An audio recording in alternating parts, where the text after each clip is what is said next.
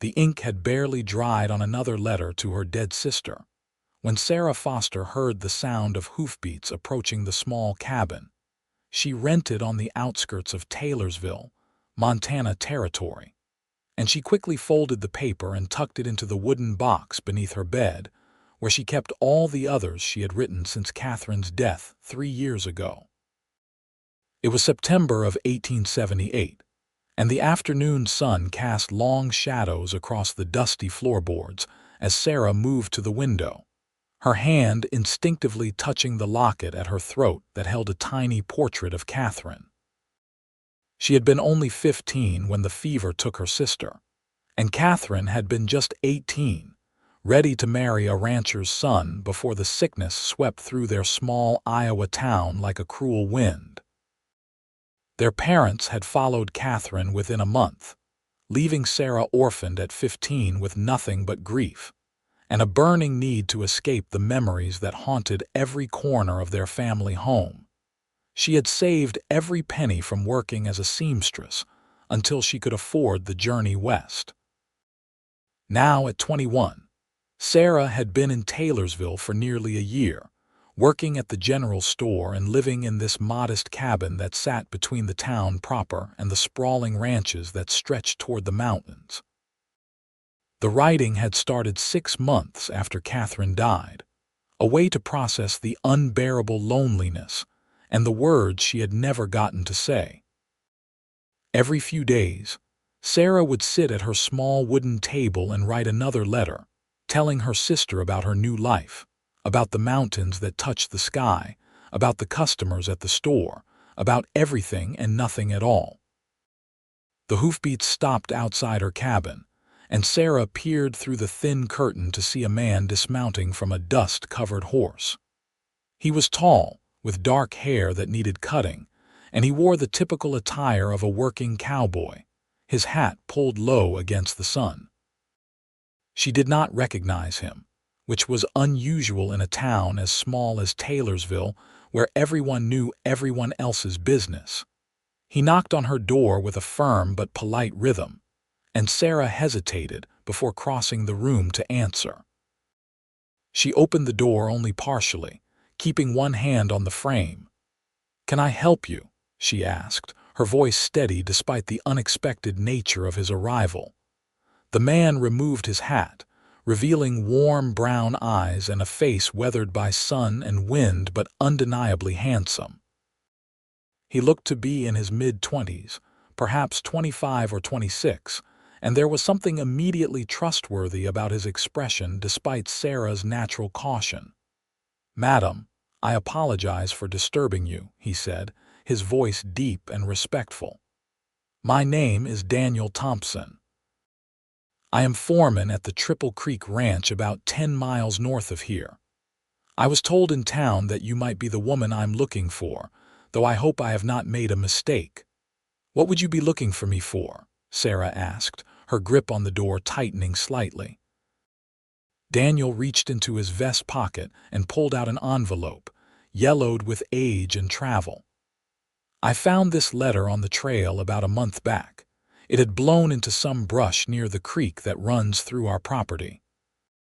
The name on it said Catherine Foster, and when I asked around town today, someone mentioned that you were a Foster who had come from Iowa. I thought perhaps it might belong to you or your family." Sarah's heart stopped.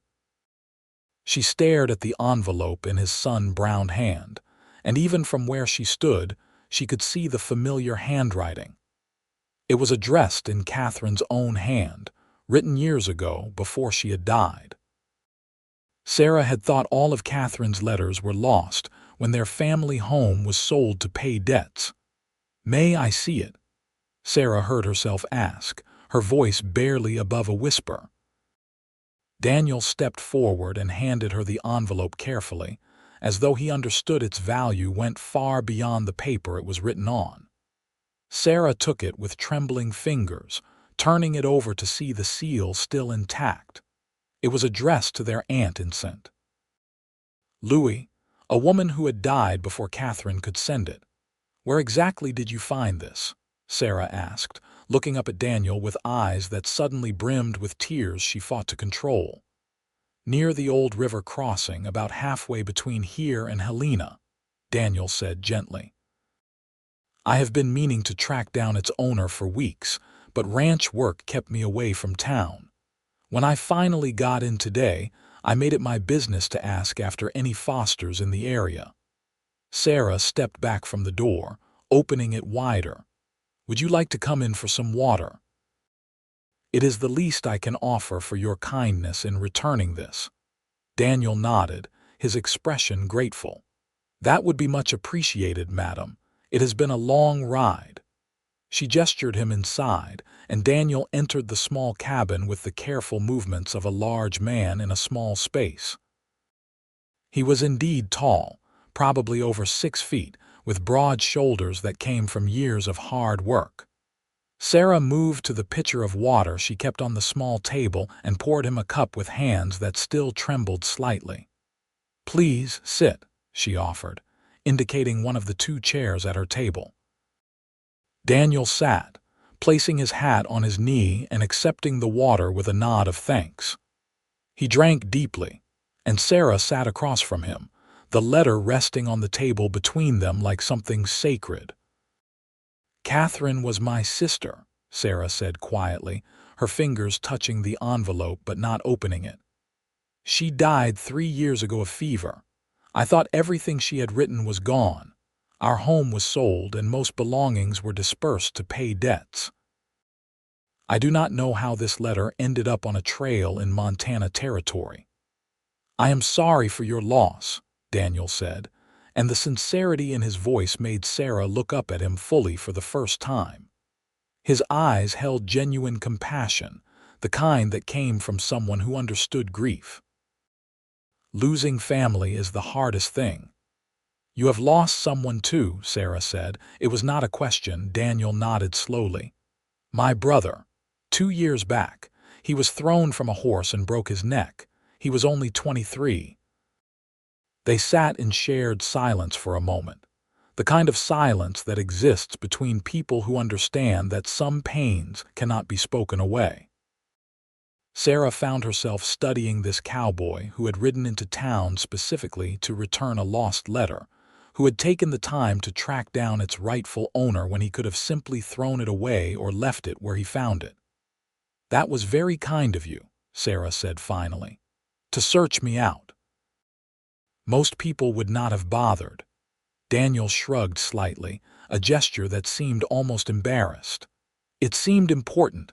Letters usually are, and I know if it were something of my brother's, I would want someone to return it." Sarah picked up the envelope and carefully broke the seal. Inside was a single sheet of paper covered in Catherine's neat handwriting. As she began to read, tears spilled over despite her efforts to contain them.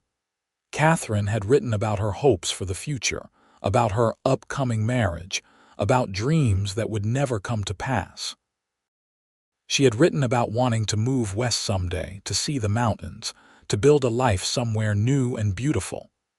"She wanted to come here," Sarah whispered, looking up at Daniel through tear-blurred eyes. "She wrote about wanting to see Montana territory. She said it sounded like a place where anything was possible." Daniel leaned forward slightly, his expression gentle. "And you came instead." "I came because I could not stay where everything reminded me of what I had lost," Sarah admitted. "But now, reading this, I wonder if somehow I was meant to come here, if I was finishing something she started in a way." "That is a nice way to think about it," Daniel said. "She lives on through you then, through your choices and your life here." Sarah wiped her eyes and carefully folded the letter again, placing it back in the envelope. "Do you think that is strange, that I talk to her still in my mind, that I write her letters even though she is gone?" The question surprised her even as she asked it. She had never told anyone about the letters, not even Mrs. Henderson, who ran the boarding house, or Mr. Palmer, who owned the general store where she worked. But something about Daniel Thompson's quiet presence made her feel safe enough to share this secret part of herself. Daniel was quiet for a moment, considering his answer carefully. "I do not think it is strange at all," he said finally. "I talk to my brother sometimes when I am out on the range alone. Tell him about things that have happened, ask him what he thinks I should do about problems. Some folks might say it is foolish, but it brings me comfort. If writing letters to your sister brings you comfort, then I think it is a fine thing to do." Sarah felt something in her chest loosen, a knot of shame she had carried without fully realizing it. "Thank you for saying that." "I am only speaking truth as I see it," Daniel said. He finished his water and stood, picking up his hat. "I should be getting back to the ranch before dark, but I am glad I could return that letter to you, Miss Foster. I hope it brings you some peace." "Wait," Sarah said, standing as well. "You rode all this way. Would you like something to eat before you go? I have bread and some cold chicken from yesterday." Daniel smiled, and it transformed his serious face into something warmer, more approachable. "I would not want to impose." "It is not an imposition when I am offering," Sarah said firmly. "Please, it is the least I can do." Daniel hesitated, then nodded. "Then I accept, and I thank you." Sarah busied herself preparing a simple meal, slicing bread and laying out the chicken on 2 plates. She had some cheese as well, and the last of a jar of preserves Mrs. Henderson had given her. As she worked, she was acutely aware of Daniel's presence in her small space, but it was not uncomfortable. Instead, it felt oddly natural, as though he belonged there. They ate together as the afternoon faded into evening, and Sarah found herself talking more than she had in months. Daniel had a way of listening that made her want to share things, his quiet attention more compelling than any amount of questions. She told him about Iowa, about her work at the general store, about how different Montana territory was from anything she had known before. He, in turn, told her about the Triple Creek Ranch, about the cattle drives and the long days in the saddle, about the mountains that became home once you learned their moods. "The ranch owner, Mr. Dalton, he is a fair man," Daniel said as he finished his meal. "He gave me the foreman position last year after I had been working there for 3 years. It is hard work, but good work. Honest. That is all anyone can ask for," Sarah said. "Honest work and fair treatment." "That is my thinking too," Daniel agreed. He stood again, and this time Sarah knew she could not delay his departure any longer. The sun was already touching the horizon, painting the sky in shades of orange and pink. She walked him to the door, and Daniel paused on the threshold, hat in hand. "Miss Foster, I know this might be forward of me, but would you mind if I called on you again? Maybe next time I am in town." Sarah felt her heart skip in a way that was both alarming and thrilling. She had not thought about men, about courtship, about anything beyond getting through each day since she had arrived in Taylorsville. The grief over her family had been too fresh, too consuming. But standing here looking at Daniel Thompson's earnest face, she found herself wanting to say yes. "I would like that," she said softly. "I would like that very much." Daniel's smile returned, and he placed his hat back on his head. "Then I will see you soon, Miss Foster. Thank you for the meal and the conversation." "Thank you for returning my sister's letter," Sarah replied. "It means more than I can properly express." He mounted his horse with easy grace, tipping his hat to her once more before turning the animal toward the north road. Sarah stood in her doorway watching until he disappeared into the gathering dusk, and only then did she go back inside and close the door. That night, she sat at her table and pulled out fresh paper and ink. But for the first time in 2 years, she hesitated before writing "Dear Catherine" at the top. Instead, she found herself writing about the day, about the stranger who had returned a piece of her past, about the unexpected flutter of hope she had felt when he asked to call on her again. She wrote about how strange it felt to think about the future, when she had been so focused on the past for so long. And when she finally addressed the letter, she wrote, "Dear Catherine, as always," but somehow the words that followed felt different, less like a conversation with a ghost and more like a journal of a life that was beginning to move forward again. The next 2 weeks passed in their usual rhythm. Sarah worked at the general store 6 days a week, measuring out flour and sugar, cutting fabric for the ranch wives who came to town, listening to gossip about whose cattle had wandered into whose pasture, and which cowboy had gotten drunk at the saloon on Saturday night. She wrote her letters to Catherine in the evenings, telling her sister about the approaching autumn, about how the aspen trees on the mountainsides were turning gold, about how she had started to feel like Taylorsville might actually become home instead of just a place she had run to. But she also found herself watching the road more often, wondering if Daniel Thompson would keep his word about calling on her again. He appeared on a Sunday afternoon, riding into town on the same dust-covered horse, but looking freshly cleaned up himself, his hair neatly combed and his shirt obviously laundered. Sarah was sitting on the small porch of her cabin, mending a torn hem on one of her work dresses, when she saw him coming. She felt her pulse quicken and forced herself to keep her stitches even, to not look too eager or too surprised.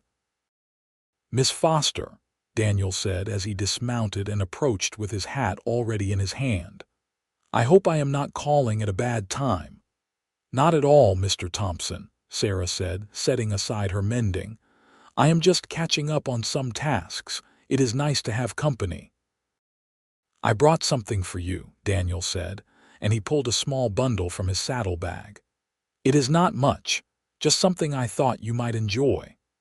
Sarah unwrapped the cloth to find a leather-bound journal, its pages blank and fresh, and a beautiful new pen with a silver nib. She looked up at Daniel in surprise. "You mentioned that you write letters," Daniel said, a slight flush coloring his tanned cheeks. "I thought perhaps you might like proper supplies. The clerk at the stationer in Helena said this was good quality paper that would not bleed when you write on it." "You went all the way to Helena?" Sarah asked, touched beyond words. "Helena was a 3-day ride from Taylorsville." "I had business there for the ranch," Daniel said quickly. "Had to meet with a cattle buyer. But yes, I saw these and thought of you." Sarah ran her hand over the smooth leather cover, feeling the quality of the binding. It was an expensive gift, far more than she would have expected from someone she had met only once. "This is too generous, Mr. Thompson.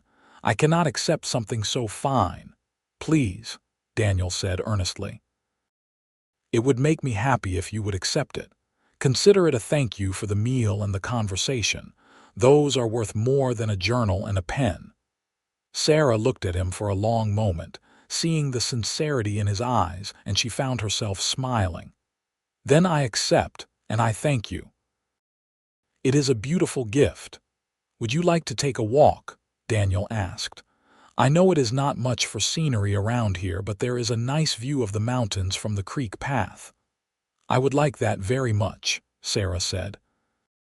She set the journal and pen carefully inside her door, and then joined Daniel, falling into step beside him as they walked toward the tree-lined creek that ran through the eastern edge of Taylorsville.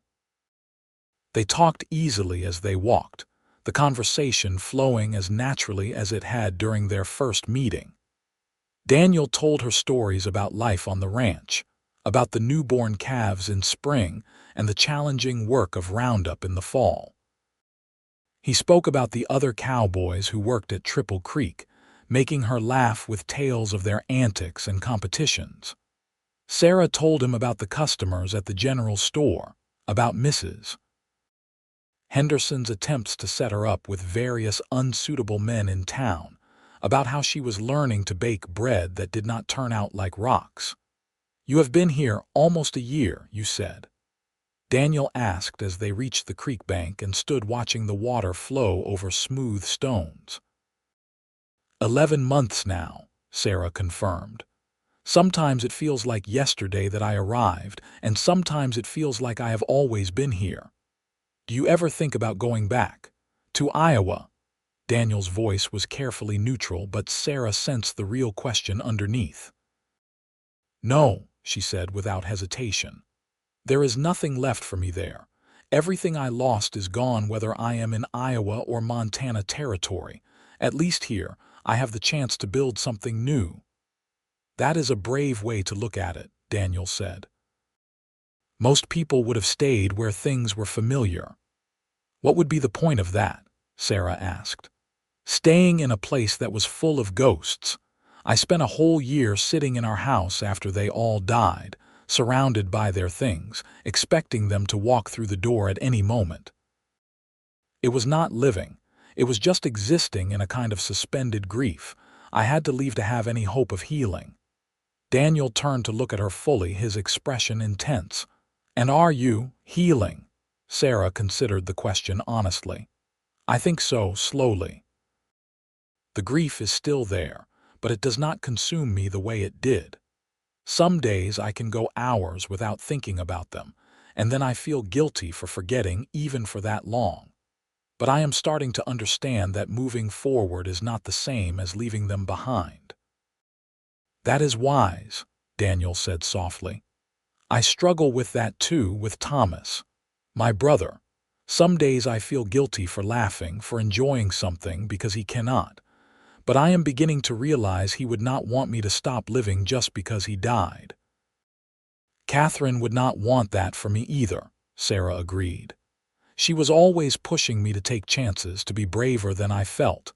Coming here, that was the bravest thing I have ever done. She would have been proud. They stood in comfortable silence for a while, watching the creek flow past, and Sarah felt something shift inside her. The conversation with Daniel felt different from anything she had experienced since her family died. With him, she could talk about her grief without feeling like she was burdening someone, without seeing pity or discomfort in his eyes. He understood because he carried his own loss, and that shared experience created a bond between them that felt both unexpected and deeply right. I should walk you back, Daniel said eventually as the sun began to sink lower. It will be dark soon, and I have a long ride ahead of me. They walked back to her cabin slowly, neither seeming eager to end the afternoon. When they reached her door, Daniel lingered, his hat turning over in his hands. Miss Foster, Sarah, if I may, he began, and she nodded permission at his use of her first name. Would it be acceptable if I wrote to you, between visits to town? I know it is not quite proper without a formal courtship, but I find myself wanting to continue our conversations even when I cannot be here in person. Sarah felt warmth bloom in her chest. I would like that, Daniel. And please, since we are dispensing with some formality, call me Sarah when we are alone. I feel like we have moved past Miss Foster after these conversations.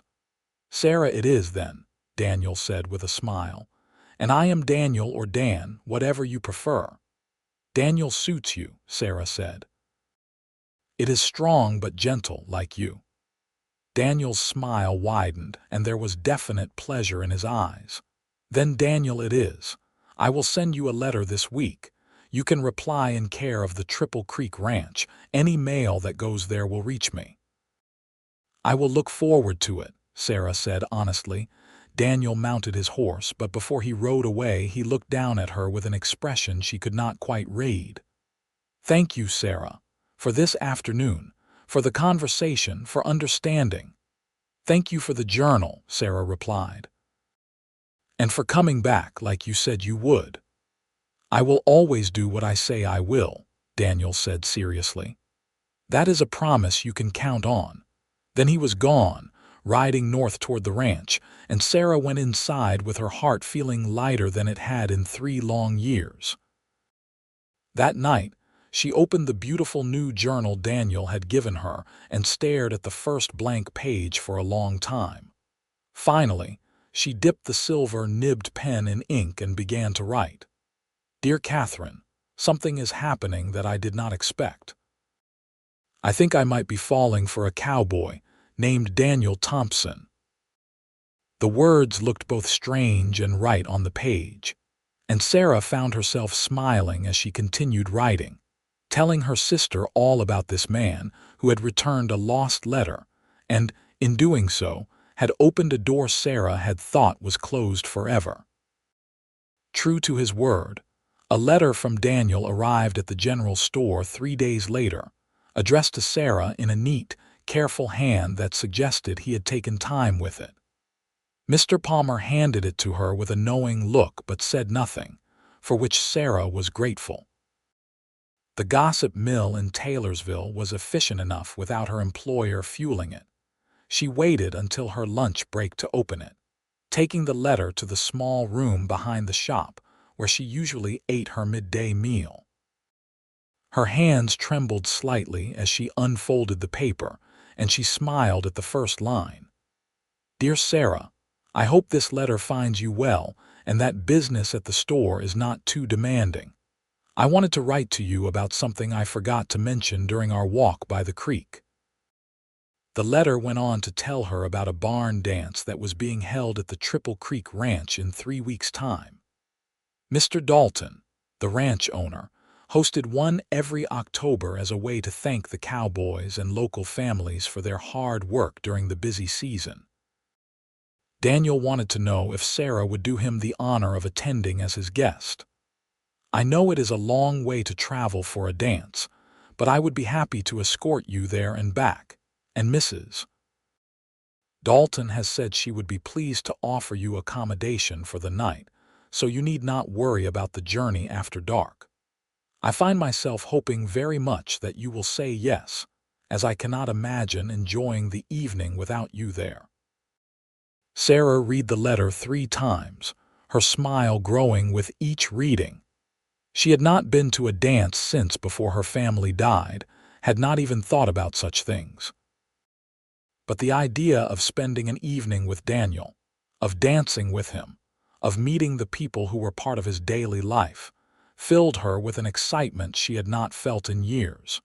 She wrote her reply that evening, accepting his invitation and thanking him for thinking of her. She told him about her day at the store, about Mrs. Henderson's latest matchmaking attempt involving the blacksmith's nephew who was visiting from Wyoming, about how she had used the new journal to start writing not just letters to Catherine, but also observations about her life in Montana Territory. "I think you were right about moving forward, not meaning leaving the past behind," she wrote. "Catherine is still with me in my memories and in my heart, but I am beginning to think there might be room for new memories and new people as well. Thank you for helping me see that." She posted the letter the next morning, and so began a correspondence that quickly became the highlight of both their weeks. Daniel wrote about ranch life in vivid detail, making her laugh with stories about a stubborn bull named Brutus and a horse named Socks who had a talent for opening gates. He wrote about the changing seasons, about the first snow dusting the high peaks, about the northern lights he had seen one night while checking on cattle in the far pasture. Sarah wrote about the characters who came through the general store, about her growing friendship with Mrs. Henderson, despite the older woman's misguided matchmaking, about the books she borrowed from the small lending library the schoolteacher maintained. She wrote about her continued letters to Catherine, but found herself writing those less frequently as her correspondence with Daniel filled more of her evening hours. 3 weeks passed in a blur of anticipation. Sarah used some of her saved wages to buy fabric for a new dress, a deep blue calico that Mrs. Henderson said brought out her eyes. She worked on it in the evenings, her stitches careful and precise, wanting to look her best for the barn dance. The day before the dance, Daniel rode into town in mid-afternoon, surprising her at the store. He was dusty from the trail and clearly tired, but his face lit up when he saw her measuring out oats for a rancher's wife. "Daniel," she said, unable to keep the pleasure from her voice. "I was not expecting you until tomorrow." "I finished my work early and could not stand to wait another day," he admitted, seemingly not caring that the rancher's wife was watching them with undisguised interest. "I thought perhaps I could take you to supper at the boarding house if you are finished here soon." Sarah glanced at Mr. Palmer, who was trying to hide a smile. "Go on," he said. "It has been slow this afternoon. I can manage the last hour alone." Sarah quickly removed her work apron and retrieved her shawl from the back room. Daniel offered his arm as they stepped out onto the wooden boardwalk, and Sarah took it, very aware of the eyes watching them from various windows and doorways. "You have just made us the subject of every conversation in town for the next week," Sarah said with amusement as they walked toward Mrs. Henderson's boarding house. "Does that bother you?" Daniel asked, concern in his voice. "Not particularly," Sarah admitted. "Let them talk. I know the truth of what is happening between us, and that is what matters." "And what is happening between us?" Daniel asked quietly, slowing their pace. "I do not want to presume, Sarah." Sarah stopped walking and turned to face him, right there in the middle of Taylorsville's Main Street. "I think we are courting, Daniel Thompson. At least, I hope that is what this is, because I find myself caring for you more with each letter, each visit, each conversation." Daniel's face broke into a grin that transformed his usual serious expression. "That is exactly what I was hoping you would say. I have been half afraid I was reading too much into things, that you were just being kind to a lonely cowboy." "You are not just any cowboy," Sarah said firmly. "You are a man who took the time to return a lost letter, who understands grief without trying to fix it, who writes me thoughtful letters and gives me beautiful journals.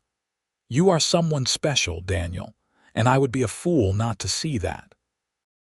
Right there on the street, with half the town watching, Daniel took her hand and raised it to his lips, pressing a gentle kiss to her knuckles. "Then let them talk," he said, "because I am courting Sarah Foster and I am proud to have everyone know it." They ate supper at the boarding house, enduring Mrs. Henderson's delighted fussing and pointed comments about what a fine couple they made. Daniel bore it all with good humor, and Sarah found herself relaxing into the happiness of the moment, letting herself enjoy the simple pleasure of sharing a meal with a man who made her feel alive again. After supper, they walked slowly back toward her cabin as twilight painted the sky in shades of purple and gold. Daniel told her more about what to expect at the barn dance, describing the ranch and the people she would meet. "I want you to be comfortable," he said as they reached her door. "If at any point you feel overwhelmed or want to leave, you just tell me. I know meeting a whole ranch full of strangers can be daunting." "I will be fine as long as you stay close," Sarah said. "I am not usually shy, but I confess I am a bit nervous about being the foreman's guest." "People will have expectations. The only expectation that matters is mine," Daniel said firmly. "And all I expect is that you be yourself. That is who I am courting, Sarah. The real you, not some perfect version. The woman who writes letters to her dead sister and works hard and laughs at my stories about stubborn cattle. That is the woman I want by my side tomorrow night." Sarah felt tears prick her eyes, the good kind this time. "How do you always know the right thing to say?" "I am just speaking the truth," Daniel said. He reached up and gently tucked a strand of hair behind her ear, his fingers lingering for just a moment against her cheek. "Sarah, I know we have not been courting long, but I need you to know something. I am not a man who plays games or flirts for fun. When I give my heart, I give it completely, and I am very close to giving it to you if I have not already." Sarah's breath caught at the intensity in his voice and his eyes. "Daniel, you do not have to say anything right now," he said quickly.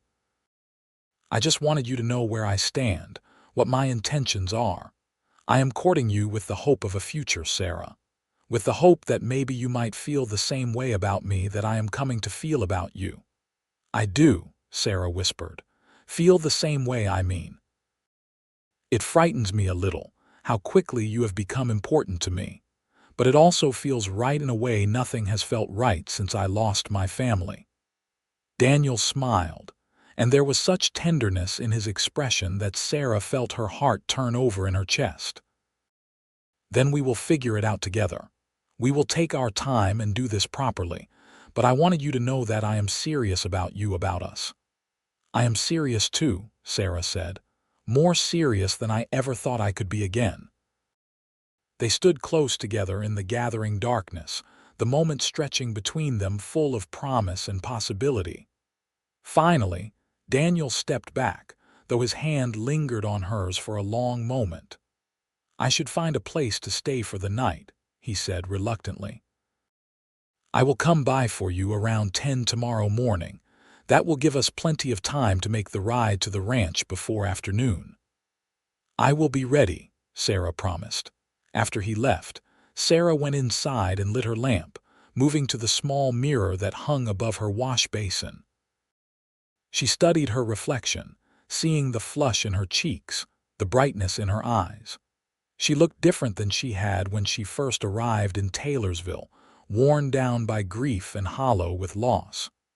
Now there was life in her face again, hope, something that looked almost like joy. She turned away from the mirror and sat at her table, pulling out the journal Daniel had given her.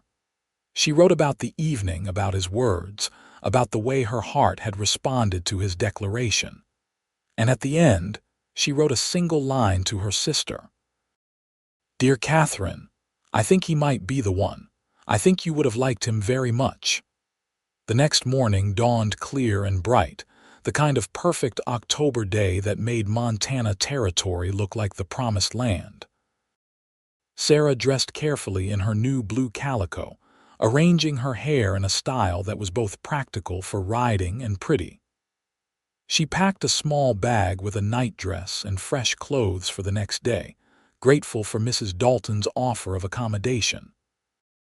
Daniel arrived precisely at 10, leading a gentle mare alongside his gelding. I borrowed Daisy from the ranch for you, he explained as he helped her mount. She is as steady as they come. You could fall asleep in the saddle and she would still carry you home safely. The ride north was beautiful, following a trail that wound through stands of pine and aspen, climbing gradually into the foothills. Daniel pointed out landmarks as they rode, telling her the history of the area, the stories behind various ranches they passed. He was an easy companion, comfortable with both conversation and silence, and Sarah found herself completely at ease despite her earlier nervousness. They stopped at midday to rest the horses and eat the lunch Daniel had packed, sitting on a flat rock overlooking a valley where cattle grazed peacefully. The mountains rose all around them, majestic and eternal, and Sarah understood what Catherine had written in her letter about wanting to see this country. There was something about the vast open spaces that made you feel both small and infinite at the same time. It is beautiful, Sarah said, taking in the view. I do not think I will ever get tired of looking at those mountains. Neither will I, Daniel agreed, but when Sarah glanced at him, he was looking at her instead of the landscape. She felt heat rise in her cheeks at the intensity of his gaze. You are staring, she said, but she was smiling. Can you blame me? Daniel asked. You are more beautiful than any mountain, Sarah Foster. Flatterer, she accused lightly, but she was pleased nonetheless. Truth teller, he corrected. He moved closer to her on the rock, near enough that she could feel the warmth of his body. I meant what I said last night, about my intentions being serious. I know you did, Sarah said. I do not doubt your sincerity, Daniel. That is one of the things I admire most about you. You say what you mean. Then believe me when I say this, Daniel said, taking her hand in his. I know it is soon, and I know we are still getting to know each other, but I can see a future with you, Sarah. A real future. A home, a family, a life built together. And I want you to know that is the direction I am heading in, So if that is not what you want, you should tell me now before my heart is completely lost to you." Sarah looked down at their joined hands, his so much larger than hers, work-roughened and strong. She thought about the life she had been living for the past 3 years, stuck in grief, writing letters to someone who could never answer. And then she thought about the life Daniel was offering, full of possibility and hope, with a man who saw her clearly and wanted her anyway. "I want that too," she said, looking up to meet his eyes. "The future you described, the life together. I want it more than I knew I could want anything again." Daniel's expression transformed with joy, and he raised their joined hands to his lips, pressing a kiss to her knuckles just as he had the day before. "Then we are in agreement about where this is heading." "We are," Sarah confirmed, and even though no formal proposal had been made, they both understood that an important commitment had just been declared. They continued their journey with a new ease between them, the understanding of their mutual intentions settling over them like a blessing. When they finally arrived at the Triple Creek Ranch in mid-afternoon, Sarah was struck by the size of the operation. The ranch house was a sprawling structure of logs and stone, clearly built to last generations. Several barns and outbuildings surrounded it, and in the distance, she could see cattle grazing across acres of fenced pasture. "It is impressive," Sarah said as they rode toward the main house. "Mr. Dalton built it up from nothing," Daniel said with evident pride. "Started with 50 head of cattle 20 years ago. Now he runs over 2,000 head and employs 15 cowboys year-round." They were greeted at the house by Mrs. Dalton, a handsome woman in her 50s with kind eyes and an efficient manner. "You must be Miss Foster," she said warmly. "Daniel has spoken of you often. Welcome to Triple Creek." "Thank you for your hospitality, Mrs. Dalton," Sarah said as Daniel helped her dismount. "It is very kind of you to accommodate me." "Nonsense, it is our pleasure," Mrs. Dalton said. "Any friend of Daniel's is welcome here. He is like family to us. Come, let me show you to your room so you can freshen up before the festivities begin." Sarah followed Mrs. Dalton into the house, catching a quick glance back at Daniel, who was leading the horses toward the barn. He grinned at her, and she felt her heart lift at the sight. The guest room was comfortable and clean, with a view of the mountains through lace-curtained windows. Mrs. Dalton showed her where the washroom was and told her to take her time, that dinner would not be served for another hour and the dancing would not start until after sunset. Alone in the room, Sarah sat on the edge of the bed and took a deep breath. So much had changed in the past month since Daniel first knocked on her cabin door. She had gone from a woman frozen in grief to someone contemplating a future she had thought was lost to her forever. It felt both terrifying and exhilarating. She freshened up and changed into her new dress, taking time with her appearance. When she finally made her way downstairs, following the sound of voices, she found the house filling with people. Cowboys cleaned up and dressed in their best, families from neighboring ranches, even the schoolteacher and the minister from Taylorsville. Daniel found her almost immediately, appearing at her side as though drawn by an invisible thread. He looked different in a clean white shirt and vest, his hair still damp from washing, and Sarah felt her breath catch at the sight of him. "You look beautiful," he said quietly for her ears only. "You clean up rather well yourself," she replied with a smile. He offered his arm and led her through the crowd, introducing her to what felt like dozens of people. Everyone was friendly, and if they found it curious that the foreman had brought a guest, they were too polite to say so. Sarah met the other cowboys who worked the ranch, young men who clearly respected Daniel, and their wives or sweethearts. She met Mr. Dalton, who turned out to be a bear of a man with a booming laugh and genuine warmth.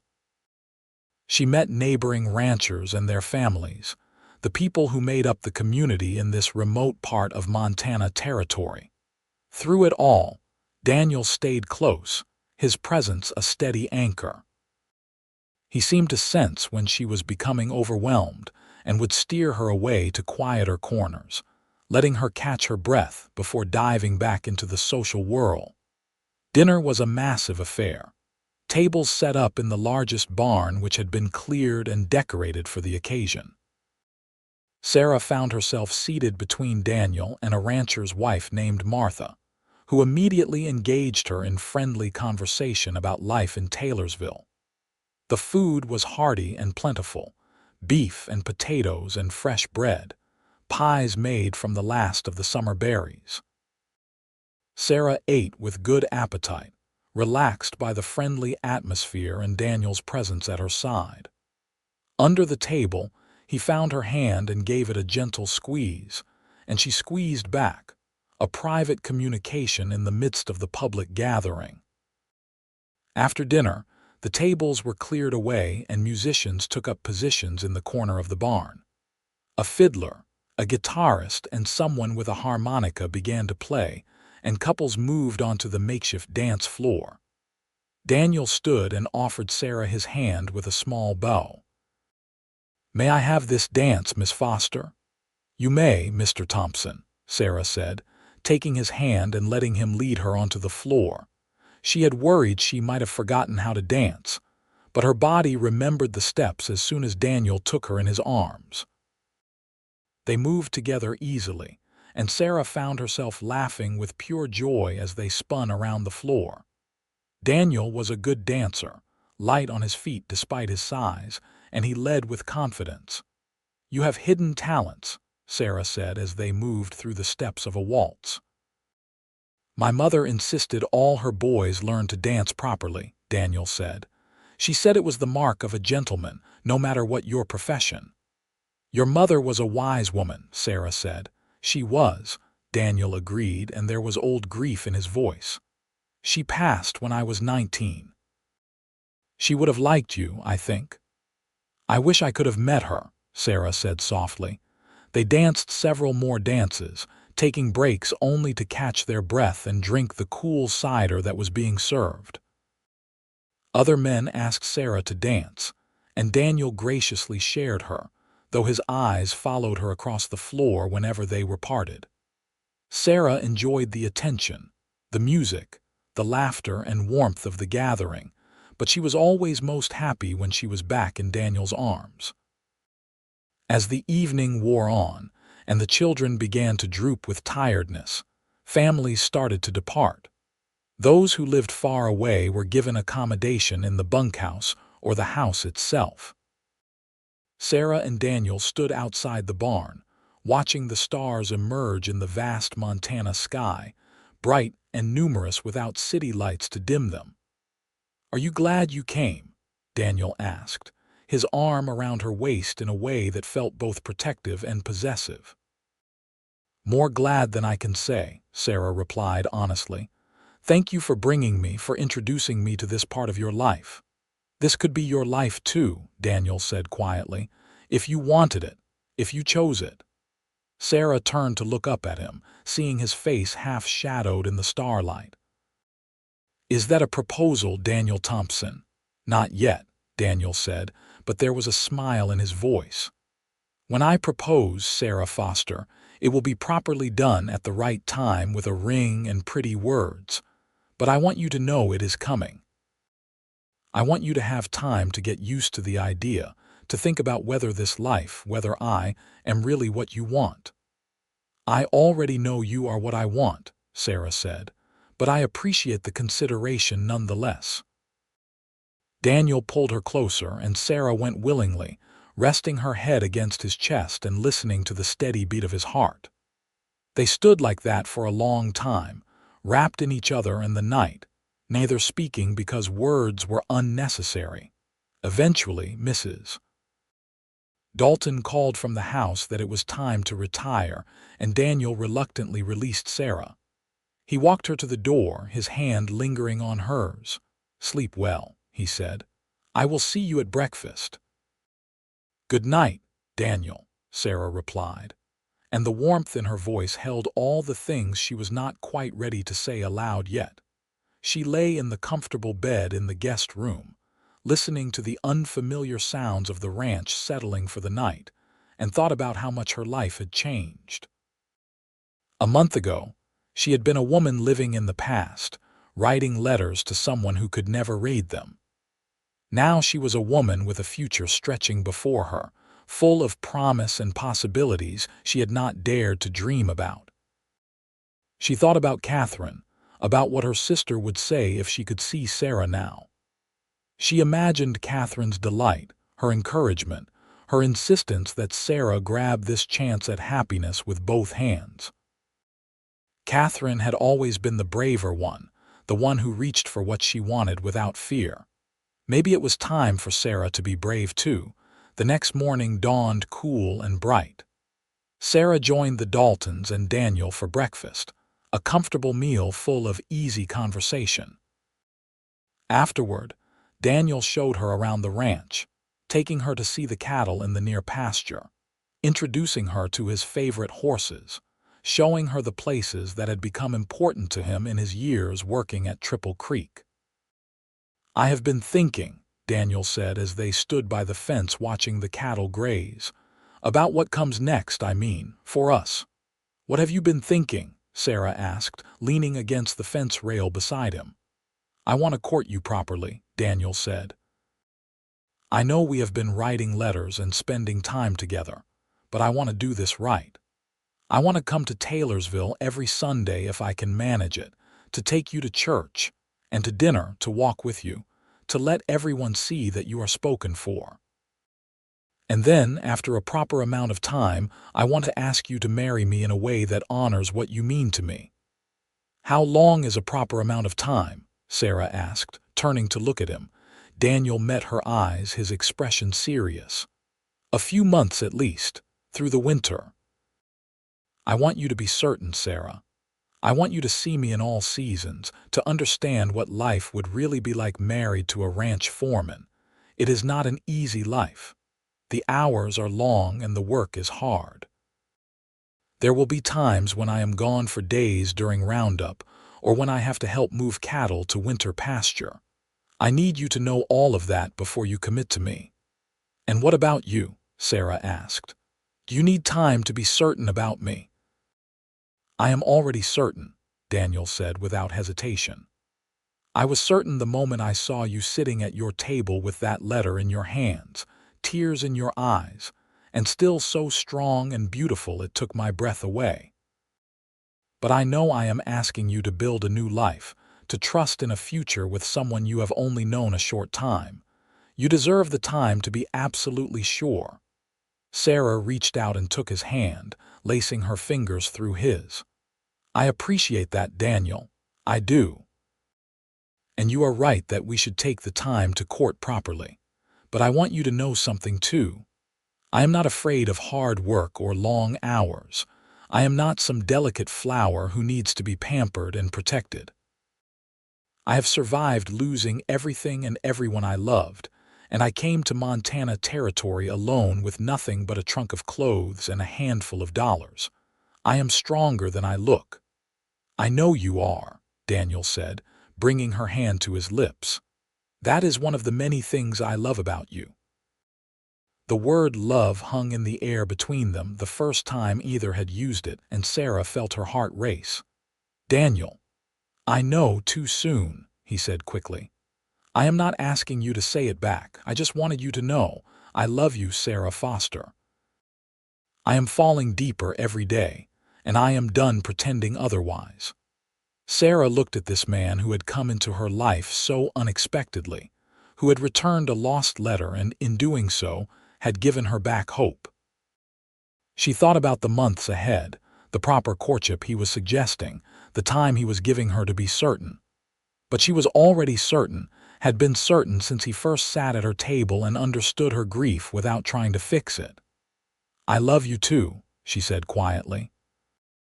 "I think I have been falling in love with you since that first day, though I was too scared to admit it even to myself."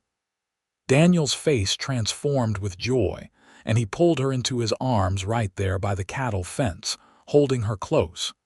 "Say it again," he whispered into her hair.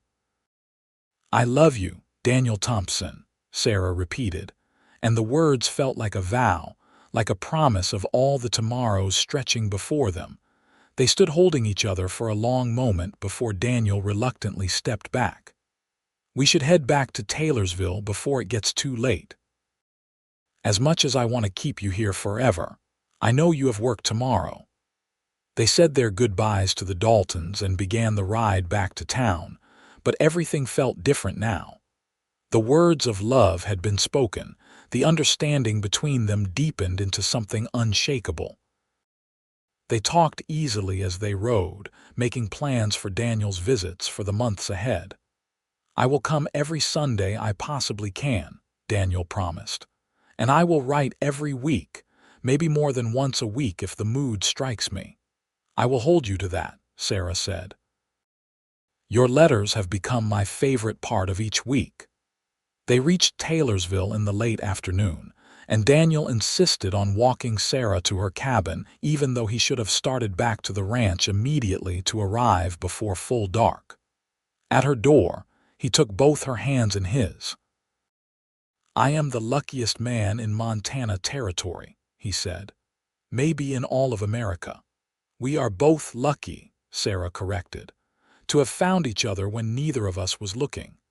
Daniel kissed her hands one more time before mounting his horse and riding away. Sarah stood watching until he disappeared, then went inside and immediately sat down at her table. She pulled out the beautiful journal Daniel had given her and began to write, not a letter to Catherine this time, but an entry about the barn dance, about the proposal that was coming, about the man she loved. But then, on a separate page, she wrote one more letter to her sister. "Dear Catherine, I have fallen in love. You would like him so much. He is kind and strong and honest, everything I never knew I needed. I wish you could meet him, could be at our wedding, could see the life I am going to build here. But I feel you with me still, especially now. It is as if returning your letter was the universe's way of giving me permission to move forward, to live again, to find happiness. I will always miss you, but I am not going to let grief define the rest of my life. I am going to love Daniel with everything I have, and I am going to build a future that would make you proud. Thank you for being my sister. Thank you for the dreams you shared in that letter about coming west, about seeing Montana Territory. I am living those dreams for both of us now. Rest well, dear sister. I love you always." Sarah folded the letter carefully and placed it in the wooden box with all the others she had written over the years. Then she closed the box and put it away, not forgetting but moving forward, just as she had promised. True to his word, Daniel came to Taylorsville every Sunday that the weather and ranch work permitted.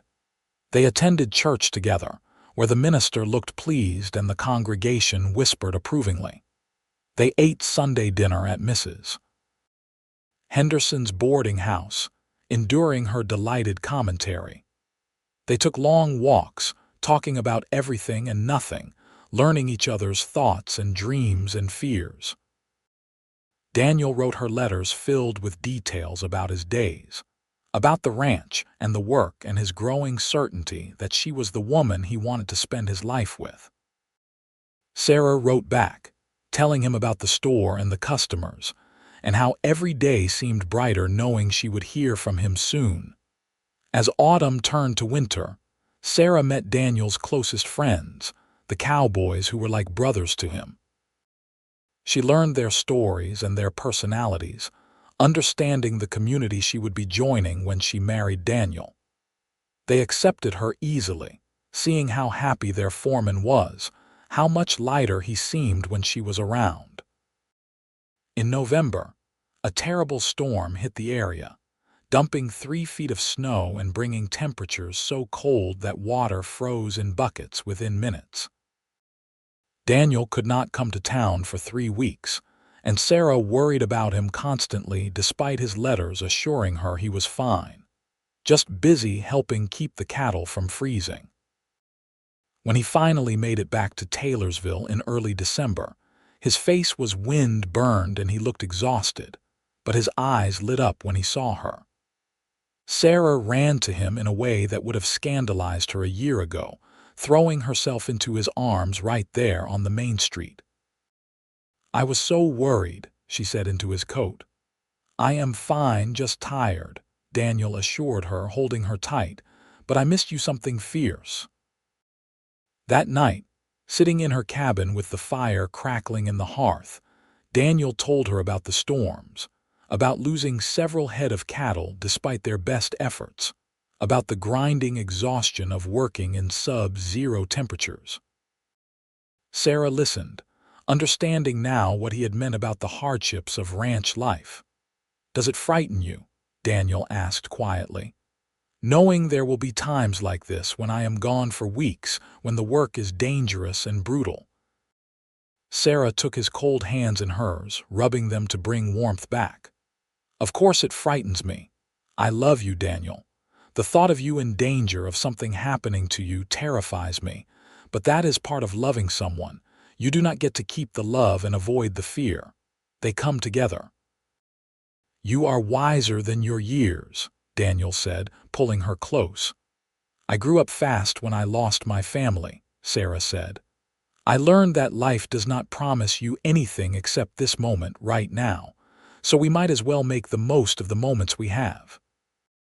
Christmas came, and Daniel brought Sarah a gift of a beautifully crafted wooden box with her initials carved into the lid. "For your letters," he said. "I know you keep the ones you write to Catherine. I thought you might like something nicer to store them in than that old crate."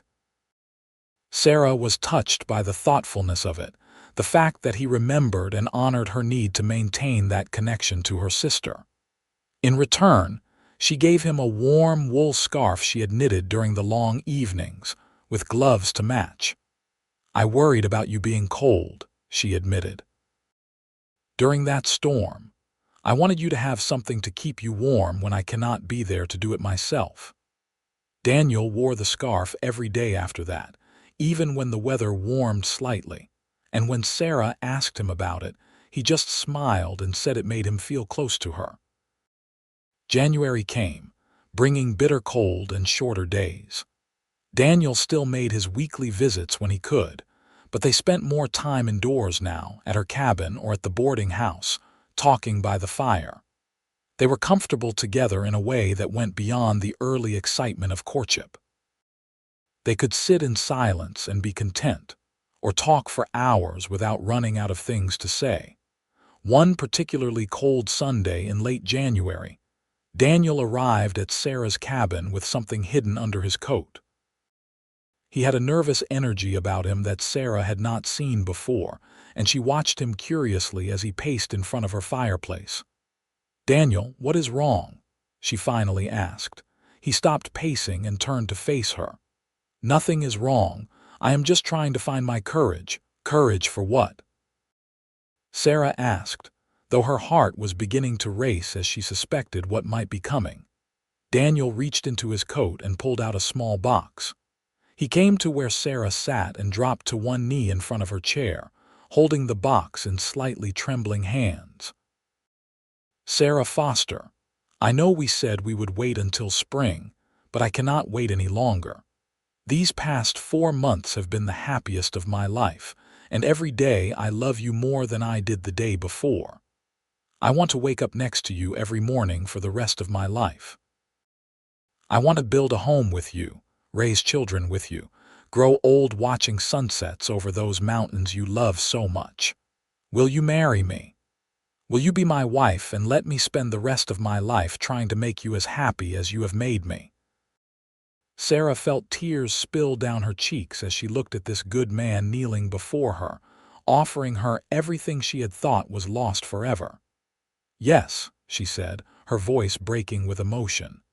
"Yes, Daniel, I will marry you. I love you so much." Daniel's hand shook as he opened the box to reveal a simple gold band with a small but perfect sapphire set in it. "The stone reminded me of your eyes," he said as he slipped it onto her finger. "And the blue of the Montana sky the first day I saw you." Sarah looked at the ring through her tears, then at Daniel's face, and she cupped his cheeks in her hands. "It is perfect. You are perfect. I cannot believe I get to spend my life with you." Daniel rose and pulled her into his arms, and they held each other for a long time, both crying a little, both overwhelmed by the moment. When they finally pulled apart, Sarah laughed and wiped her eyes. "Mrs. Henderson is going to lose her mind with excitement," she said. "She has been predicting this since the first time she saw us together.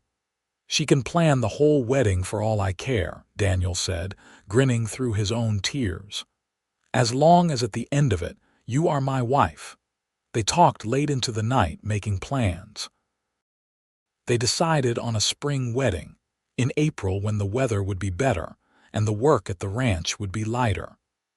Mrs. Dalton had already offered the ranch for the ceremony, saying it would be her pleasure to host it.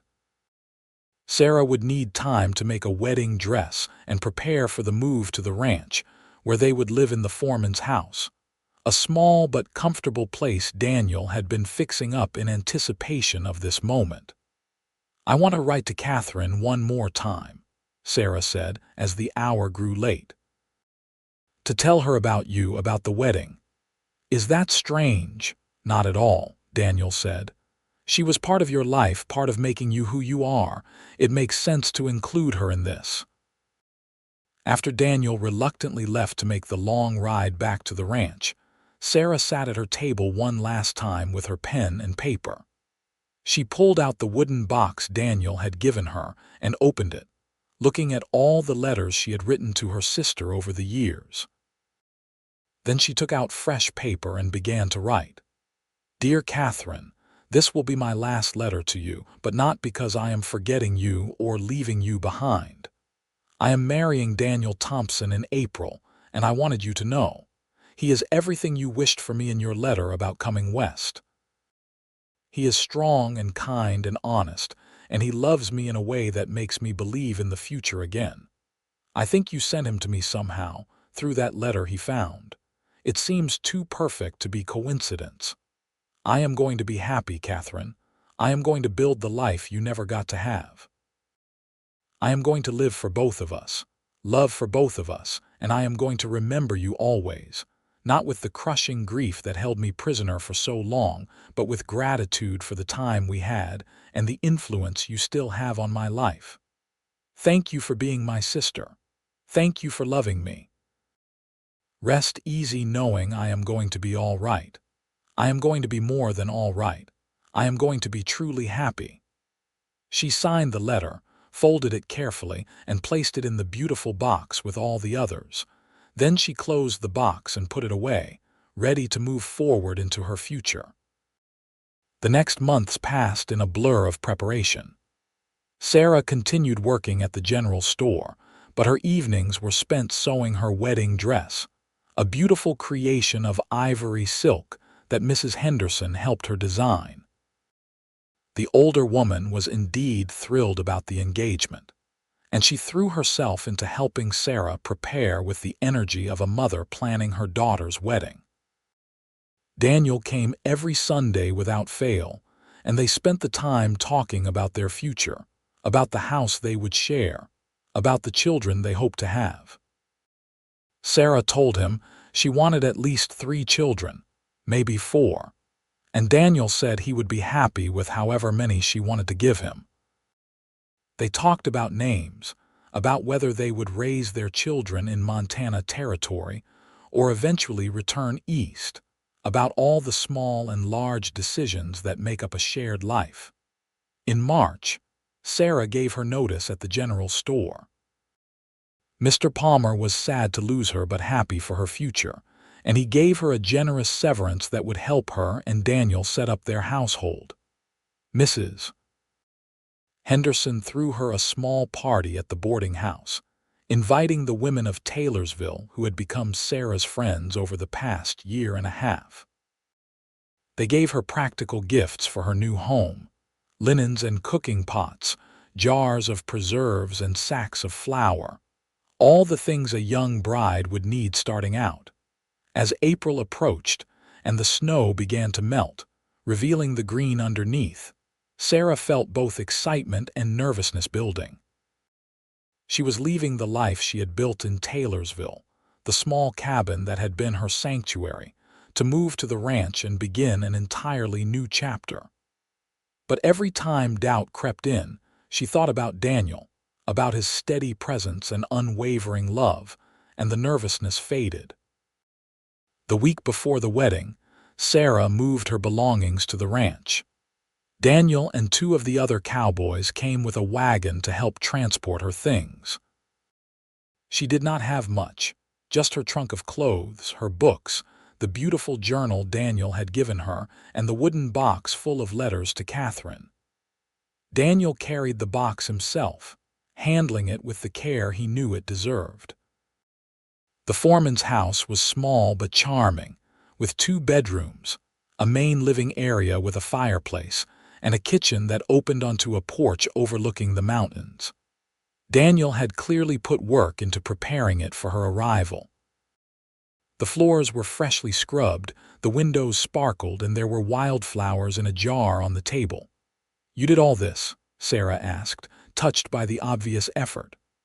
"I wanted you to feel welcome," Daniel said, looking almost shy. "I know it is not much compared to some houses, but it is ours." "It is perfect," Sarah said honestly, walking through the rooms and already imagining their life here. "We are going to be so happy here, Daniel." That night, Sarah stayed in the main house with the Daltons while Daniel returned to the foreman's house, observing propriety until the wedding. Mrs. Dalton fussed over her like a mother hen, making sure she had everything she needed, asking about details for the ceremony. The wedding day arrived with perfect weather, warm and sunny with just enough breeze to keep it comfortable. The barn where Sarah had danced with Daniel that October night was decorated with flowers and ribbons, transformed into something beautiful. Chairs were set up in rows, and it seemed like half the county had turned out for the ceremony. Sarah dressed in the main house with Mrs. Henderson and Mrs. Dalton helping her. Her wedding dress was beautiful, the ivory silk draping gracefully, and Mrs. Henderson had woven wildflowers into Sarah's hair. Looking at herself in the mirror, Sarah thought about Catherine, about how her sister would never stand as her bridesmaid, would never see this day. The grief was there, but it was gentle now, more sweet than bitter.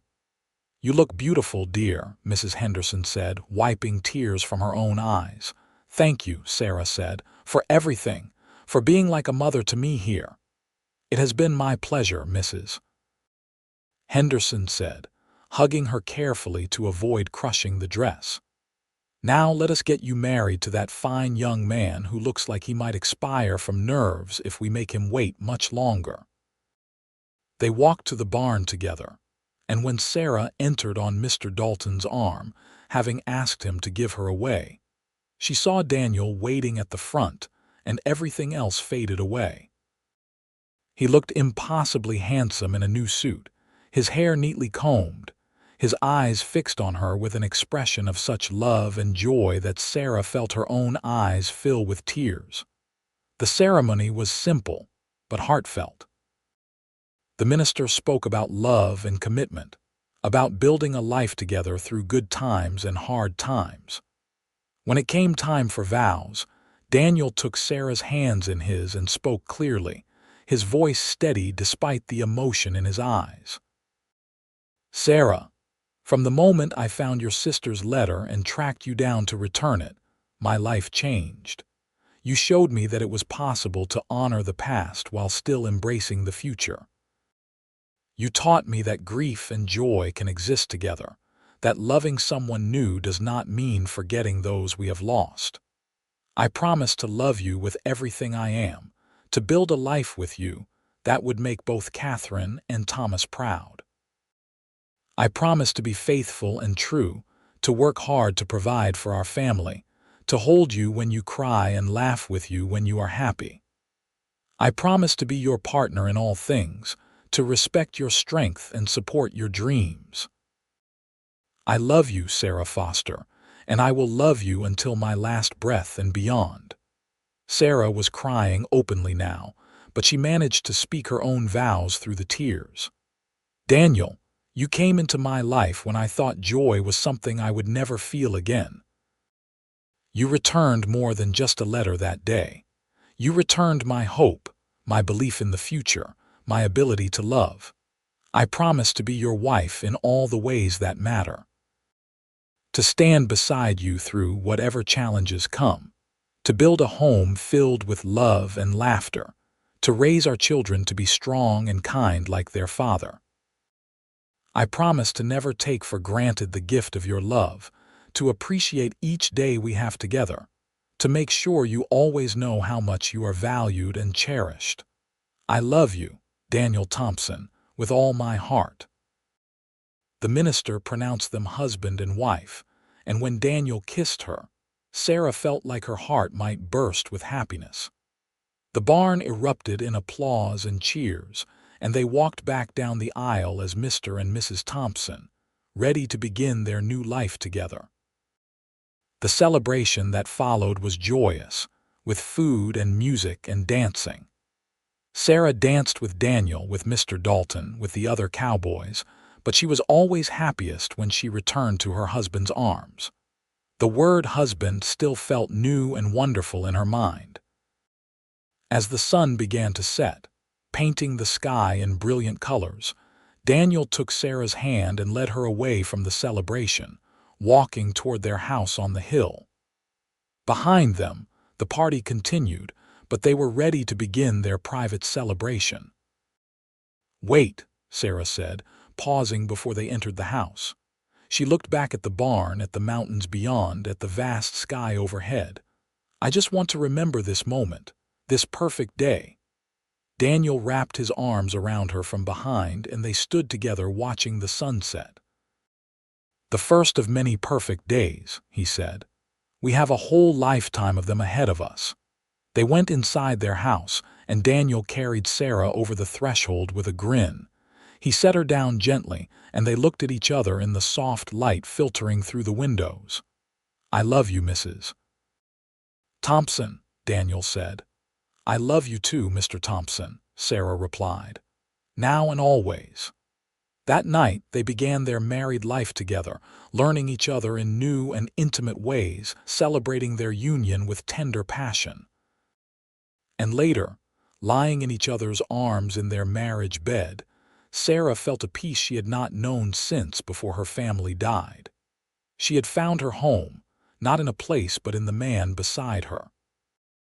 The months that followed were happy ones, full of the adjustments and compromises that come with learning to live with another person.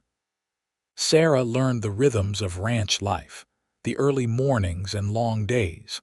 She learned to cook hearty meals that could fuel a man who worked from dawn to dusk. She made the foreman's house into a real home, adding curtains and rugs, tending a small garden.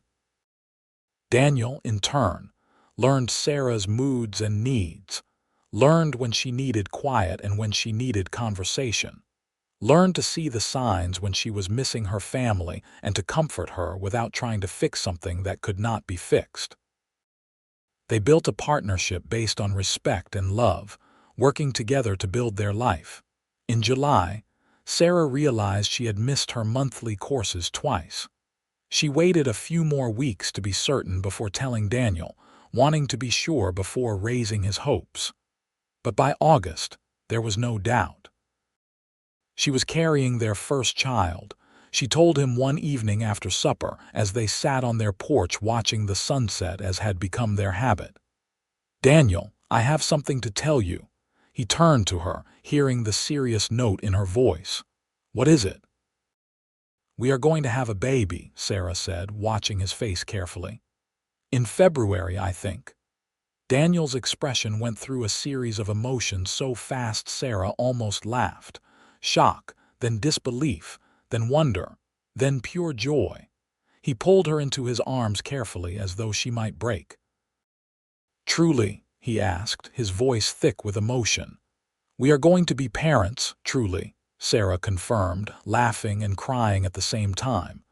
"You are going to be a father, Daniel Thompson." Daniel held her face in his hands and kissed her tenderly.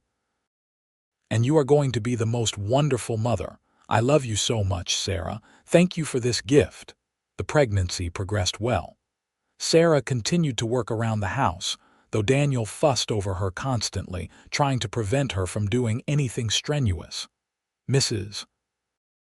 Dalton visited often, bringing advice and supplies, and Mrs. Henderson made the trip from Taylorsville multiple times to check on her. As winter set in, and Sarah's belly grew round with their child, they spent long evenings by the fire talking about names and futures. They decided if it was a boy, they would name him Thomas, after Daniel's brother, and if it was a girl, Catherine, after Sarah's sister. "I want them to be remembered," Sarah said. "I want our children to know about the people who came before, who shaped us into who we are." "They will know," Daniel promised. "We will tell them stories, keep their memories alive." In early February, with a blizzard raging outside, Sarah went into labor. Mrs. Dalton and Mrs. Henderson had both come to stay at the ranch, anticipating the birth could happen any day. Daniel paced outside the bedroom door while the women attended Sarah, going half crazy with worry every time he heard her cry out. After hours of labor, as the storm began to clear and dawn broke over the mountains, Sarah delivered a healthy baby boy. When Mrs. Dalton placed him in Sarah's arms, she looked down at his perfect tiny face and felt a love so fierce it was almost frightening. "Daniel," she called, and her husband burst through the door, crossing to the bed in 2 strides. "Are you all right?" he asked, looking between Sarah and the baby with wonder. "I am fine, and so is your son," Sarah said, smiling despite her exhaustion. "Meet Thomas Daniel Thompson." Daniel reached out a tentative hand to touch his son's soft hair, and Sarah saw tears streaming down his face. "He is perfect." "You are perfect. I cannot believe he is ours." "He is ours," Sarah confirmed. "Our family, Daniel. Little Thomas was a good baby, healthy and strong." Daniel was a devoted father, helping with middle-of-the-night feedings even though he had to work the next day, changing nappies without complaint, spending every free moment holding his son. Sarah watched him with their baby and fell even more in love with her husband, seeing the gentleness he showed their child. As spring came again, and Sarah recovered from childbirth, they settled into their new normal as a family of 3. Sarah would bundle up Thomas and walk around the ranch, showing him the mountains, telling him about his namesake uncle and his Aunt Catherine, building the stories that would become his family history. 1 year passed, then 2. Sarah became pregnant again when Thomas was 1.5 years old, and this time she delivered a daughter in the autumn. They named her Catherine Rose, and she had her mother's eyes and her father's dark hair. Daniel was equally devoted to his daughter, and Sarah often found him dancing with her in the kitchen, singing old songs while Catherine gurgled with delight. Life on the ranch was everything Sarah had hoped for and more. It was hard work, certainly, with the children and the house and helping Daniel when he needed it. But it was good work, meaningful work, and she went to bed each night exhausted but content. When Catherine was 6 months old and Thomas was 2, Sarah realized she was pregnant once more. This 3rd pregnancy resulted in another son, whom they named James, and who had his father's easy temperament and his mother's practical nature. The foreman's house felt full and alive with 3 children, with the sounds of laughter and tears and all the chaos that came with small ones. Sarah's days were busy from dawn to dark, but she was happier than she had ever imagined possible. On a Sunday afternoon when Thomas was 5, Catherine was 3, and James was 1, the family took a walk to a spot overlooking the ranch. It had become Sarah's favorite place, a small hill where you could see the mountains in every direction. Daniel carried James while Thomas and Catherine ran ahead, chasing butterflies. "Can you believe this is our life?" Sarah asked, leaning against her husband. "Sometimes I have to pinch myself to make sure it is real." "I know what you mean," Daniel said. 5 years ago, I was just a lonely cowboy who found a letter on a trail. Now I have a wife I love more than breathing and 3 beautiful children. It seems impossible." "Do you ever think about what your life would have been like if you had not found that letter?" Sarah asked. "If you had just ridden past that day?" Daniel was quiet for a moment, considering. "Sometimes. But I do not think it was chance, Sarah. I think I was meant to find it, meant to find you. Everything that happened, as painful as it was, led us both to that moment when I knocked on your cabin door.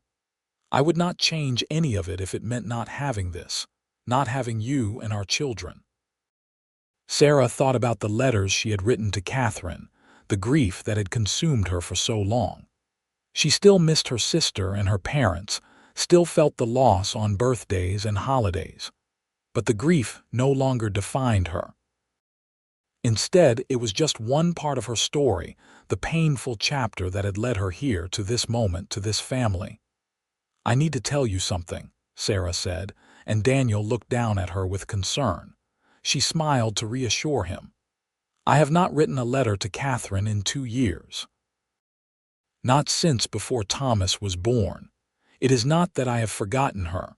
I think about her all the time, but I do not need the letters anymore. I was writing to her because I was stuck in the past, because I could not move forward. But now the future is here, and it is beautiful, and I am fully present in it. Do you understand?" "I understand perfectly," Daniel said, kissing the top of her head. "And I think Catherine would be proud of you, of the life you have built, of the mother you are to our children." "I hope so," Sarah said. "I hope she knows, wherever she is, that I did what she hoped for in that letter. I came west. I saw the mountains. I found someone to love who loves me back. I am living the dream she wrote about, and I am doing it for both of us." Thomas called out from further up the hill, and Daniel and Sarah climbed to join their children. They stood together as a family, looking out at the vast Montana landscape, at the ranch spread below them, at the mountains that touched the sky. "Tell us a story, Mama," Catherine said, taking her mother's hand. Sarah smiled and began to tell them about a brave woman named Catherine who had dreamed of seeing mountains, and a kind man named Thomas who had loved horses, and how those dreams lived on in the family they had become. Years continued to pass in their usual rhythm. The children grew, becoming more independent and capable. Thomas developed his father's love of horses and his mother's practical intelligence. Catherine was bold and curious, always exploring and asking questions about everything she encountered. James was the peacemaker, gentle and thoughtful, often mediating between his older siblings when they quarreled. When Thomas was 8, Daniel was offered the position of ranch manager when Mr. Dalton decided to semi-retire. The promotion came with more responsibility, but also better pay and a larger house on the ranch property. Sarah and Daniel discussed it at length, weighing the benefits against the increased demands on Daniel's time. "I want to accept," Daniel admitted as they talked late one night after the children were asleep. "It is an honor that Mr. Dalton trusts me with this, but I will not take it if you think it will hurt our family. You and the children come first always." "You should accept," Sarah said firmly. "You have worked so hard, Daniel. You deserve this recognition. And the children are old enough now that they need me less. I can manage the house and support you in your new role. We will make it work because that is what we do." Daniel accepted the position, and they moved into the manager's house, which was larger and closer to the main ranch house. Sarah enjoyed having more space, and the children loved having their own bedrooms. She filled the house with love and warmth, creating a home that became a gathering place for the other ranch families. When Thomas was 12, Catherine 10, and James 8, Sarah realized she was pregnant again. The pregnancy came as a surprise since she had assumed her childbearing years were behind her, but she and Daniel were delighted nonetheless. Their fourth child, a daughter they named Hope, was born when Sarah was 35 years old. Hope was a joyful addition to the family, doted on by her older siblings and adored by her parents. Sarah looked at this unexpected late blessing and marveled at how full her life had become. The woman who had once written letters to her dead sister, living in the past and unable to imagine a future, now had a present so rich and full that it sometimes overwhelmed her with gratitude. On their 10th wedding anniversary, Daniel surprised Sarah with a trip to Helena, just the two of them for a weekend. Mrs. Dalton agreed to watch the children, insisting that parents needed time alone together. They stayed in a nice hotel, ate in restaurants, walked the streets hand in hand like young sweethearts. "You remember when I brought you the journal here?" Daniel asked as they strolled through the town. "I was so nervous about whether you would like it, whether it was too forward a gift." "I loved it then and I still love it now," Sarah said. "I have filled 3 journals now with our life, writing about the children and the ranch and how lucky I am to have found you." "I am the lucky one," Daniel insisted, pulling her close despite the public setting. "You could have had any man, Sarah. You are beautiful and smart and strong, but you chose me, a simple ranch manager." "You are not simple anything," Sarah said firmly. "You are extraordinary, Daniel Thompson. You are the best man I have ever known, the best father our children could ask for, and the best husband I could have imagined. I fell in love with you before I even understood what was happening, and I fall more in love with you every single day." Daniel kissed her right there on the street, not caring who saw them. "I love you, Sarah Thompson. Thank you for 10 wonderful years. Here is to 50 more." "At least 50, Sarah agreed with a laugh. As the years continued, Sarah watched her children grow into remarkable young people. Thomas decided he wanted to attend agricultural college, interested in modern ranching techniques. Daniel and Sarah were immensely proud, scraping together the money for his tuition and seeing him off when he left for school. Catherine proved to be an excellent horsewoman and announced at 15 that she intended to run her own ranch someday. Sarah, remembering her own determination to build a new life, encouraged her daughter's ambitions even when others suggested it was not proper for a young woman. James showed an artistic talent, drawing the landscape and the animals with remarkable skill. Sarah bought him proper supplies and encouraged him to develop his gift, understanding that not all of their children needed to follow the same path. Little Hope, growing up surrounded by the love of her whole family, was bright and cheerful, bringing joy wherever she went. She reminded Sarah of Catherine, her aunt, with her boldness and her dreams of adventure. One evening when Sarah was 40 years old, with Thomas away at college and the other children gathered around the dinner table, Daniel made an announcement. Mr. Dalton had decided to fully retire and move to Helena to be near his daughter. He was offering to sell the ranch to Daniel, with very generous terms that would allow him to pay it off over years. The children erupted with excitement, but Sarah felt a moment of fear. Owning the ranch would mean taking on enormous responsibility and risk. She looked at Daniel and saw both hope and uncertainty in his eyes. "What do you think?" he asked her later after the children were in bed. "It is too big a decision for me to make alone. This would be our ranch, our future. But it is a huge risk, Sarah. If we fail, we could lose everything." Sarah thought about the woman she had been when she first came to Montana Territory, broken by loss and barely holding herself together. She thought about the courage it had taken to leave everything familiar and start over in a wild new place.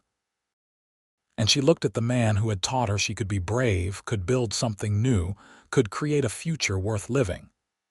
"I think we should do it," Sarah said. "We have worked so hard, Daniel. You have given your life to this ranch. It should be yours, ours, our children's. Yes, it is risky. But nothing worth having comes without risk. I believe in you, in us. Let us build this legacy together." Daniel pulled her into his arms, and Sarah could feel him trembling with emotion. "I could not do this without you. You know that, right? You are my courage, my strength." "And you are mine," Sarah whispered back. "We will do this together, just like we have done everything else." They bought the ranch, officially changing its name to the Thompson Ranch, though most locals still called it Triple Creek. The next few years were challenging as they worked to pay down the debt and modernize the operation using techniques Thomas wrote home about from school. But they were good years, full of purpose and accomplishment. Thomas graduated from college and returned home to work alongside his father, bringing new ideas about breeding and land management. Catherine, now 18, was as determined as ever to prove herself, working longer hours than any of the hired cowboys and earning their grudging respect. James, while not interested in ranching itself, created beautiful paintings of ranch life that they sold in Helena, bringing in extra income and spreading the Thompson Ranch name. Hope, still young, went to school in Taylorsville and helped her mother with the house and the kitchen garden. On a spring evening when Sarah was 45 and Daniel was 49, they sat together on the porch of their house, watching the sunset as they had done countless times over the years. Their hands were clasped together, comfortable and familiar, and they did not need words to communicate their contentment. "Do you ever miss Iowa?" Daniel asked suddenly. "Do you ever wish you had stayed, built a different life?" Sarah was quiet for a long moment, genuinely considering the question. "Sometimes I miss specific things," she said finally. "The way the corn grew tall in summer, the sound of my mother's laugh, the feeling of having Catherine beside me sharing secrets, but miss Iowa itself? No. That was not my life, Daniel. This is my life. You, our children, this ranch, these mountains. If I had stayed in Iowa, I would have lived as a ghost, going through motions but not really living. Here with you, I am fully alive." "I am glad," Daniel said quietly. "Because I cannot imagine my life without you in it. You are everything to me, Sarah. You always have been, from that first moment I saw you with Catherine's letter in your hands." "You know what I think about sometimes?" Sarah asked, leaning her head on his shoulder. "I think about that letter, about how it ended up on a trail in Montana territory when it was supposed to go to St. Louis. About how unlikely it was that you would find it, that you would care enough to track me down, that everything would align perfectly to bring us together. It feels like fate." "Maybe it was," Daniel said. "Maybe Catherine sent that letter to you in a way, using me as the messenger. Maybe she knew you needed someone to help you move forward, to show you that you could be happy again." Sarah smiled at the thought. "I like that idea. That she is still watching out for me, even now." "I know she is," Daniel said with certainty. "Just like Thomas is watching out for me. They are both proud of what we have built, of the family we have created, of the love we share." They sat together as the stars began to emerge, neither speaking, just being present with each other in the moment. Sarah thought about all the years behind them and all the years hopefully still ahead. She thought about the woman she had been, writing letters to a dead sister because she could not face the living world. And she thought about the woman she had become, strong and capable and loved, building a legacy that would outlast her own life. "Write your future with me," Daniel had said all those years ago, though he had not used those exact words. But that was what he had been asking her to do, to stop dwelling in the past and start building toward tomorrow. And she had. Oh, how she had. Together they had written a future more beautiful than anything Sarah could have imagined in those dark days after her family died. The years continued their steady march. Thomas married a schoolteacher from Taylorsville named Emma, and they gave Sarah and Daniel their first grandchildren. Catherine eventually did start her own ranch, partnering with a young rancher named William who respected her knowledge and drive. They married and ran their operation together, proving that a woman could indeed succeed in a man's world if she had enough determination. James moved to Helena, where he could study art more seriously. But he came home frequently, always bringing new paintings of the ranch and the family. His work became well known, and Sarah kept one of his paintings of the ranch at sunset, hanging in pride of place in her living room. Hope, their youngest, surprised everyone by deciding to become a teacher. She attended the normal school in Helena and returned to teach at the Taylorsville school, carrying on the family's connection to the community that had been their home for so many years. Sarah and Daniel grew older together, their hair turning gray, their faces lining with age and experience. But their love never faded. If anything, it deepened, enriched by the years of partnership, of challenges faced and overcome together, of joy shared and grief endured side by side. On their 30th wedding anniversary, their children and grandchildren gathered at the ranch for a celebration. Sarah stood on the porch looking out at the crowd of people who had come from their love, and she felt an overwhelming sense of gratitude. She had come to Montana territory as a broken woman with nothing but grief and a trunk of clothes. She was leaving it, whenever her time came, as a woman who had lived fully, loved deeply, and built something that would last beyond her own lifetime.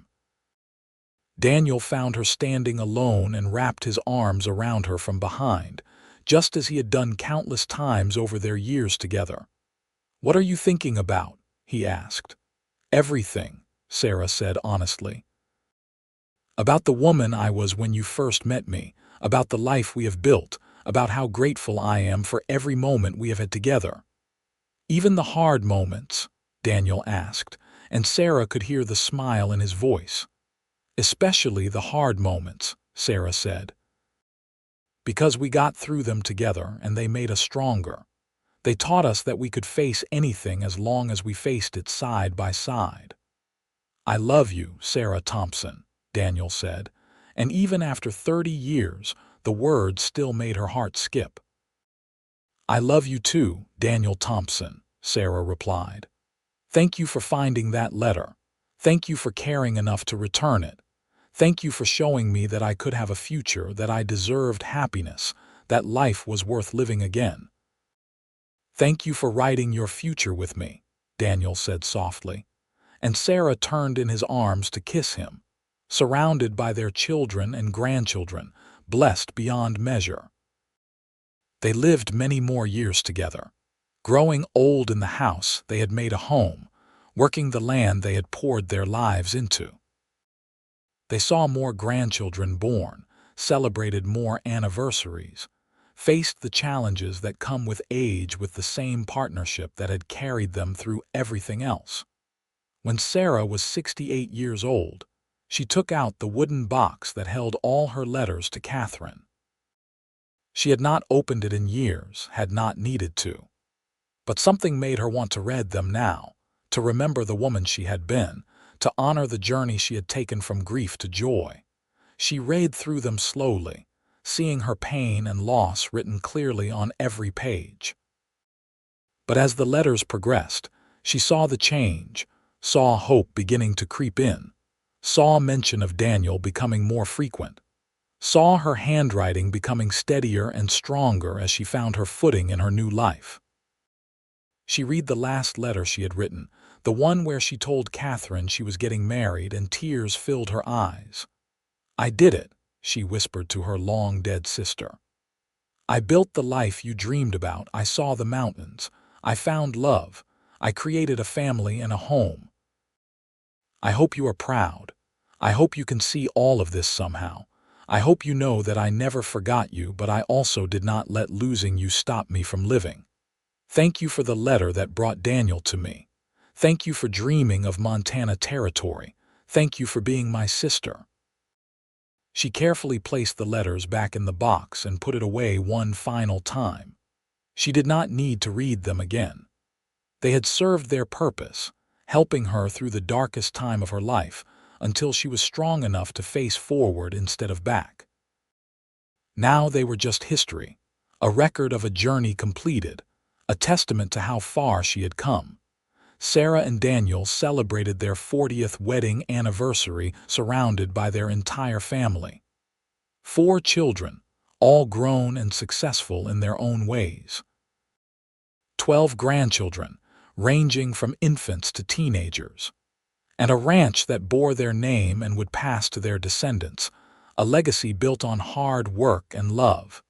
40 years, Daniel marveled as they danced together, moving more slowly than they once had but no less gracefully. Sometimes it feels like yesterday that I was riding up to your cabin, nervous about returning that letter. And sometimes it feels like we have always been together, like I cannot remember a time before you.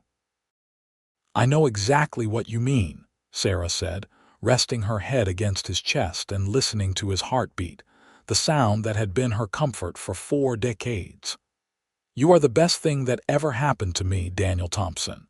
You saved my life in more ways than one. We saved each other, Daniel corrected gently. I was lost too when I found you. I was going through the motions, working hard but not really living. You taught me what it means to truly live, to love completely, to build something meaningful.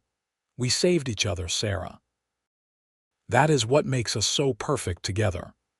They danced until the music stopped, and then they danced a little longer, not wanting the moment to end. When they finally pulled apart, they were surrounded by their family, by the fruits of their love, by the proof that taking a chance on love, on life, on the future had been the right choice. Sarah lived to be 72 years old, blessed with generally good health and a sharp mind until the very end. When she finally passed away peacefully in her sleep with Daniel holding her hand, she left behind a legacy of love that touched everyone who had known her. The funeral was attended by half the county, all of them with stories about Sarah Thompson's kindness, her strength, her ability to make everyone feel seen and valued. Daniel, heartbroken but grateful for the years they had shared, lived another 5 years. He spent them being a devoted grandfather, working with Thomas to continue building the ranch, and visiting Sarah's grave every single day to tell her about what was happening, about the grandchildren growing up, about how much he missed her. I am coming to find you soon, he told her gravestone one late summer evening, 5 years after her death. I am ready, Sarah. I have done what I needed to do here. Our children are settled, the ranch is secure, the legacy is built. Now I am ready to be with you again. Wait for me just a little longer, my love. I will be there soon. He died peacefully 3 months later, having said goodbye to all his children and grandchildren, having put all his affairs in order. And when they buried him next to Sarah, beneath the Montana sky they had both loved, under the mountains they had chosen as home, everyone agreed that if ever 2 people belonged together, it was Daniel and Sarah Thompson. Years later, when Thomas's grandson was cleaning out an old storage room at the ranch house, he found a wooden box with initials carved into it. Inside were dozens of letters, yellowed with age, all addressed to someone named Catherine Foster. He brought them to his great-uncle James, the artist who was visiting from Helena. James, now an old man himself but still sharp, opened the box carefully and read a few of the letters. Tears filled his eyes as he realized what they were. these glimpses into his mother's grief and gradual healing. He read about the cowboy who had returned a lost letter, about falling in love, about learning to live again. These should be preserved, James said. They tell an important story about love and loss and courage. About a woman who refused to let grief destroy her, who chose to build a future even when the past was so painful. About a man who saw her pain and loved her anyway, who gave her the space to heal while also giving her a reason to want to. He took the letters home to Helena and worked with a local historian to preserve them properly.